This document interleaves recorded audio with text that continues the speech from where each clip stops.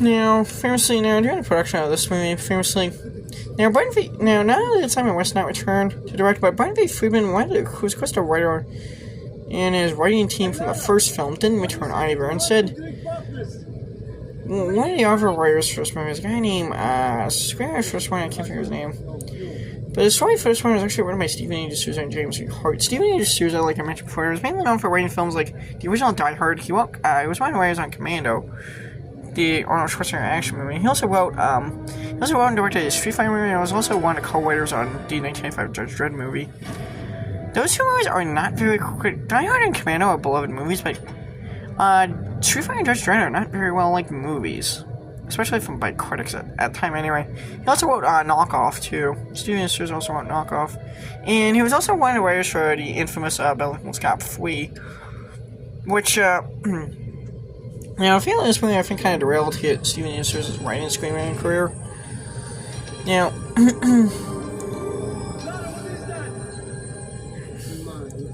Now, James V. Hart was actually a much more respected screenwriter. He wrote the screenplay for Huck, Bram Stoker's Dracula and Contact, which are really beloved movies. Bram Stoker's Dracula does get some very, very mild criticism, mainly due to Keanu Reeves' British accent, which a lot of people thought kind of ruined that movie, but I never watched Bram Stoker's Dracula. I've only seen bits and pieces of Hook. I've seen Contact. But the guy doing the screenplay, I can't figure what his name was. I think it was some screenwriter for Paris, I think, who after us, I think wrote some other action-adventure movies.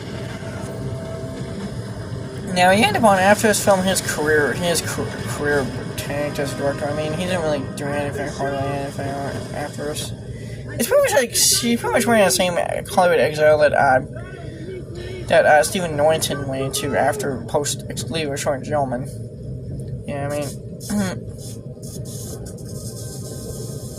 in fact, Devon's pretty much been retired away from Hollywood filmmaking.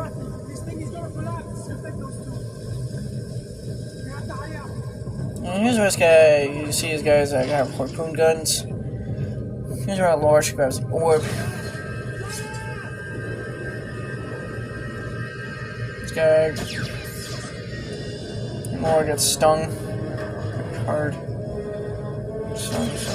Harpoon. Yeah, another thing that actually happened during production of this movie is the fact that